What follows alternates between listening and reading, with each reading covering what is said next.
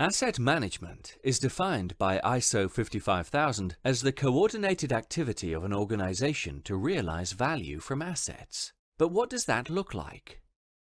At the simplest level, it means an organization is making the best decisions it can about its assets, based on a clear understanding of its long-term objectives and purpose. Asset management is the discipline that seeks to achieve this. Let's look at what it involves. Traditionally, asset decisions were bound to the life cycle of the asset in question, from its initial creation, through its working life, to its eventual disposal. These are not straightforward decisions. For example, how do you build cost-effective maintenance into the initial design?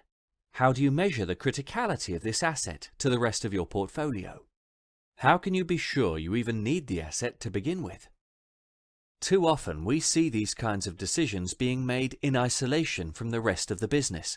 With asset management, the plans that are made for each asset are always part of a bigger system, which is aligned to the organizational strategy. This alignment must reach down to the people doing the day-to-day work on the assets themselves, including outsourced contractors. Asset management decisions are always part of a learning cycle that constantly monitors and reviews performance based on past decisions and stays abreast of the evolving landscape of risks and opportunities that inform future decisions. So what do these decisions actually look like?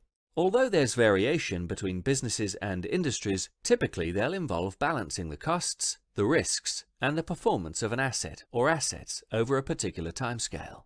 The discipline has amassed a huge array of tools and techniques that allow each factor to be understood, measured, and traded with the other factors, giving senior management a menu of options to choose from that they know have taken all relevant information into account.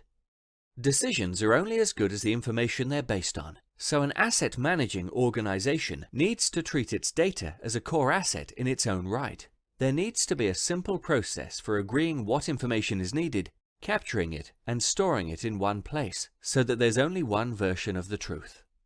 It's equally true that decisions are only as good as the people making them. This isn't just a matter of capability. At its heart, asset management is about collaborating across disciplines to make the best decisions using all the information and insights available. This is often as much a cultural challenge as a technical one. Organizations that have embraced this way of working have realized phenomenal benefits in terms of cost savings, risk reduction, improved performance, and so on.